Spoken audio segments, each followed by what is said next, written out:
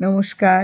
লীলার সাগর শ্রী শ্রী রাম ঠাকুরের অলৌকিক কাহিনী থেকে আজকের নিবেদন বালকের বিস্ময়। ঢাকা জেলার বিক্রমপুর বেজগাঁওর সতীশচন্দ্র গঙ্গোপাধ্যায়ের বাড়িতে তার শৈশবে শ্রী ঠাকুর কিছুকাল ছিলেন। সতীশ গাঙ্গুলি ঠাকুরের ন্যাওটা হয়ে গিয়েছিলেন, ঠাকুরের সঙ্গে সঙ্গে থাকতেন। শ্রী ঠাকুর তার অত্যাচার সহ্য করতেন। এবাড়ির এক টিনের ঘরে শ্রী ঠাকুরের কাছে শুয়েছিল বালকটি।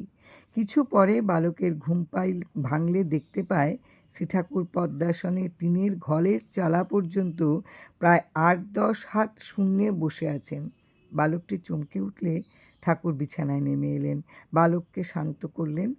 শ্রী ঠাকুর এ সম্পর্কে জিজ্ঞাসা করলে তিনি উত্তর করলেন। শ্রী ঠাকুরকে প্রশ্ন করেছিলেন সেই বালকটি। ঠাকুর বললেন, এরকম তো হয়ই, এ জাতীয় ঘটনা বহু স্থানে ঘটে থাকে। জয়রাম জয়রাম। এবং এই সতীশচন্দ্র গঙ্গোপাধ্যায়ের বাড়িতে যে তার সতীশ গাঙ্গুলি যে এই দৃশ্য দেখেছিলেন তার অনেক ভাগ্য, এবং ঠাকুরের কৃপা না হলে এই ধরনের দেখা যায় না। ঠাকুরের এই লীলা দেখতে পাওয়ারও ভাগ্য চাই। জয়রাম জয়রাম।